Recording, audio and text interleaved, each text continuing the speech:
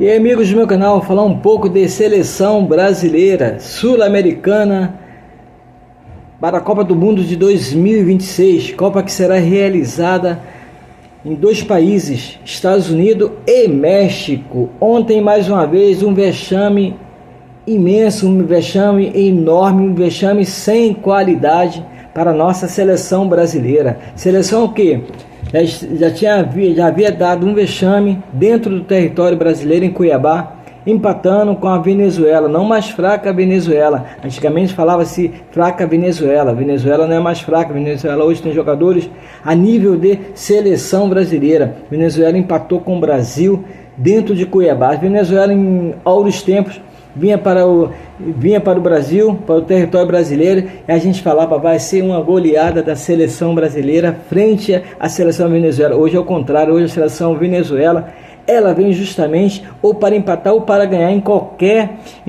estado, seja na Argentina, seja na Argentina capital, seja em qualquer país. A Venezuela vai hoje de encontro a um empate ou a vitória, porque a Venezuela quer se classificar para a Copa do Mundo de 2026.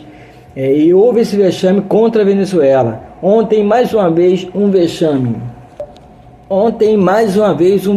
Perante a Colômbia. Jogo esse realizado lá em Barranquilla. Brasil, por sinal, não está sabendo administrar o toque de bola. O Brasil não tem uma boa zaga, o Brasil não tem um bom meio de campo. O Brasil, infelizmente, deu mais um vexame ontem com um técnico chamado Fernando Diniz. Fernando Diniz, que é um técnico interino. Se ele viesse ganhar os jogos no qual ele está tendo em mãos para administrar, para poder trabalhar, ele certamente ficaria até como técnico da seleção brasileira para a Copa do Mundo 2026. Mas não vimos isso no jogo contra a Venezuela, não vimos isso no jogo contra a Colômbia ontem. Ontem, por sinal, um esquema tático horrível. Um técnico não soube nem sequer fazer uma troca, né? O Brasil saiu ganhando por 1-0, né? Primeiro tempo, ali entre os 3 aos 4 minutos, com o gol do Gabriel Martinelli, né? O Brasil 1-0, e depois só deu a Colômbia. A Colômbia com Luiz Dias, que emocionalmente está abalado, porque o pai dele foi sequestrado e foi libertado há poucos dias, que ontem inclusive estava até lá assistindo o jogo de camarote, né? E no entanto, Luiz Dias foi o personagem, já era o personagem do jogo, por ter tido o pai sequestrado, pela luta do pai. Mesmo assim ele continuou lá fora jogando na Europa, e ontem ele destruiu com a seleção brasileira. Emocionalmente, passou de emocionalmente abalado para um craque do jogo, para o craque que chamou a atenção no jogo e fez inclusive os 2 gols contra a seleção brasileira. Seleção brasileira que no primeiro tempo, até os 3 minutos que aconteceu o gol, com o Gabriel Martinelli, toque do Vinícius veio a se machucar, ali acabou a seleção brasileira.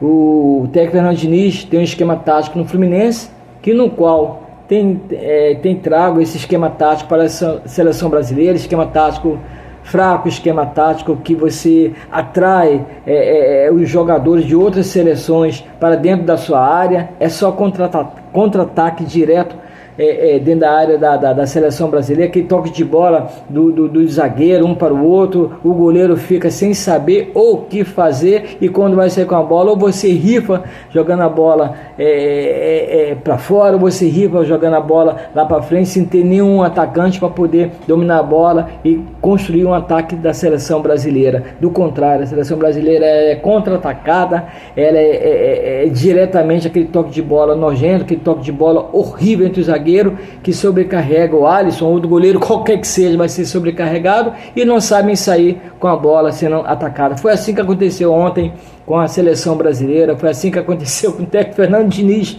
assistindo tudo com palavrões na boca, mostrando chateação. Em contrapartida, o técnico da Colômbia, né, sobre mexer com os seus jogadores, mexeu com o brilho dos seus jogadores, calmo, tranquilo. Olha que o juiz, né, o juiz do jogo estava dando faltas contra a Colômbia, favorecendo. Você via nitidamente que em alguns lances ele favorecia fazer a nossa seleção brasileira, e a seleção brasileira infelizmente não soube lidar com o favoritismo do juiz, com favoritismo de sair com um placar de 1-0 dentro da Colômbia no primeiro tempo, e aí veio o Luiz Dias e virou para a seleção colombiana, que por sinal, belos gols, que por sinal, bela jogada, que por sinal, merecidamente. Seleção brasileira muito fraca. O nosso técnico interino, Fernando Diniz, mexe mal. Tirou justamente o melhor jogador da seleção brasileira, Rodrigo, e colocou o Paulinho do Atlético Mineiro. Paulinho no Atlético Mineiro vem fazendo seus gols, mas não tinha como tirar o Rodrigo, que vinha jogando nitidamente o melhor em campo. Substituiu 6 por meia dúzia, ou seja, substituiu a troco de banana, a troco de nada. Sem rendimento, o Paulinho, justamente lá no ataque da seleção brasileira, foi 6 por meia dúzia e não deu em nada, tirou o melhor em campo, o Rodrigo. A seleção brasileira teve o Vinícius Júnior, que se machucou, infelizmente se machucou, desandou a seleção brasileira, e depois ele vem colocar justamente o menino Endrick. O Endrick entrou aos 37 minutos do segundo tempo, já estava com a seleção brasileira perdendo por 2-1, já não tinha mais jeito, em tempo de queimar o jogador Endrick com 17 anos, no qual não teria culpa de nada, porque é comandado, teria que entrar, não era jogo para ter entrado, não queima porque o menino é um jogador que psicologicamente parece que está sendo bem trabalhado, é um menino que conversa com jogadores que são das antigas, com jogadores que ele vê como craque, ele vê como conselheiro para o futebol dele. Então acho que dali não queima o jogador Henrique, por ser um menino que aparentemente é um garoto que vai ter sucesso, é um garoto que vai para o Real Madrid, jogar com o Vinícius Júnior, aparentemente vai se dar bem, se não se perder nas noitadas, se não se perder na vaidade, se não se perder no achar que do auge ou o achismo da vida é assim, ele vai em frente muito bem. Falando em Henrique, 17 anos, eu tenho uma listinha aqui para vocês dos jogadores que começaram cedo na seleção brasileira, inclusive o melhor deles, maior do mundo, né, em termos de futebol, né? Pelé com 16 anos, em 1957, e 257 dias estreou na seleção brasileira. Depois veio o Edu com 16 anos, rapaz, e 303 dias em 1966. Veio depois o Coutinho com 17 anos e 28 dias em 1960. O Endrick, justamente o Endrick, estreou ontem com a camisa da amarelinha com 17 anos e 136 dias, agora em 2023, né? Já a nossa seleção brasileira não estreou, não disse para que veio até então, graças a Deus, que é o início de Sul-Americana para a Copa do Mundo, então há tempo de se recuperar. Nós estamos atrás até da própria Venezuela. Nunca menospreze aquele que um dia foi pequeno, que pode ser grande. Não menospreze nunca, nem na vida, nem em termos do futebol. A seleção brasileira está atrás da Argentina, está atrás do Uruguai, está atrás justamente da Venezuela, e por aí vai, da Colômbia também. Só não está pior a seleção brasileira em pior colocação, porque o Equador entrou nessa Sul-Americana perdendo nada mais nada menos que 3 pontos, que faz falta, né?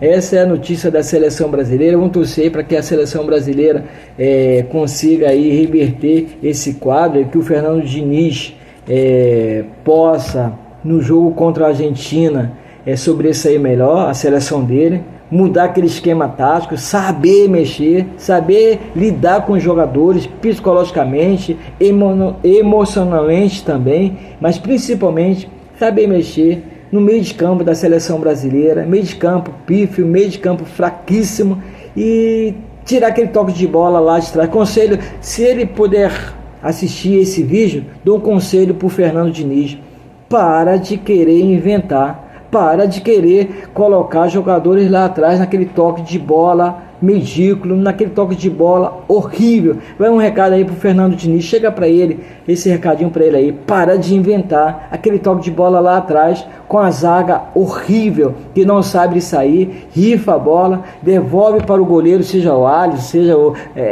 qualquer um outro goleiro, essa bola retorna para o goleiro fica sem saber o que fazer, pega um atacante igual o Luiz Dias, vai fazer gol na seleção brasileira, vai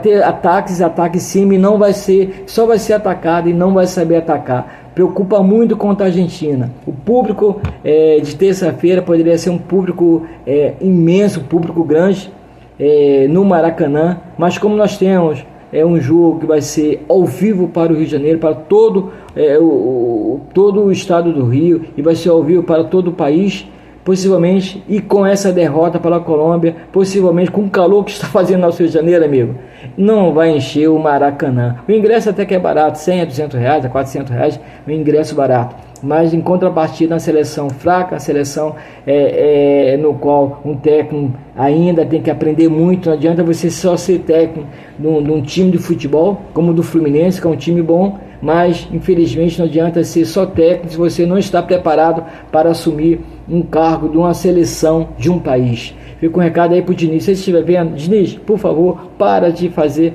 aquela jogada estranha de zagueiro para zagueiro, zagueiro para o goleiro, pressionando a nossa seleção brasileira. Isso aí, esse é o meu canal. Aproveita aí, deixa o seu like, inscreva-se no canal e vamos ver se a seleção brasileira muda, porque se não mudar, amigo, fica difícil. Próximo jogo contra a Argentina, depois nós vamos ter 2 amistosos em Wembley, um contra a Inglaterra, o outro vai ser na Espanha, deve ser um jogo, já que pediram tanto, né?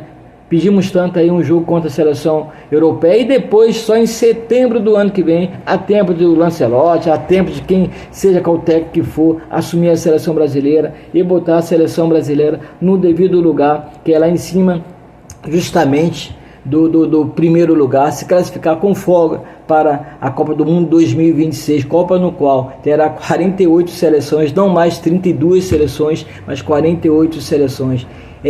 Siga o meu canal, inscreva-se no canal. Notícia da seleção brasileira, parabéns ao garoto aí, Endrick, que tem personalidade para assumir futuramente a camisa do Real Madrid, camisa de qualquer time lá de fora, como também assumir a responsabilidade como um grande jogador que será na seleção brasileira. Fernando Diniz, tomara que chegue a você esse recadinho. Para de inventar com a nossa seleção brasileira. Para de inventar, porque a seleção brasileira não é time de futebol. Seleção brasileira não é time, não é Fluminense, não é São Paulo, no qual você dirigiu. Você é até um bom técnico, mas deixa a desejar na hora do psicológico, na hora do nervosismo, na hora de saber lidar ali nas 4 linhas ali fora de campo, comandando um time de futebol, comandando a seleção brasileira. Sorte que ganhou do Boca Juniors, sorte que é campeão da Libertadores, sorte que é novo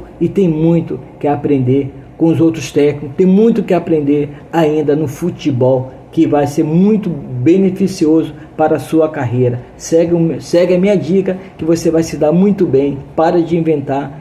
Se for preciso, deixa o cargo da seleção para quem vem com mais banca, para quem vem ser mais experiente, para quem vem saber comandar sem xingamentos, usar o psicológico. Resiliência sempre, resiliência não é xingar, resiliência é saber ir adiante, resiliência é saber que ficou tudo para trás e que você consegue outras coisas mais na frente, também com empatia para com os outros. Esse é o meu canal. Valeu, gente!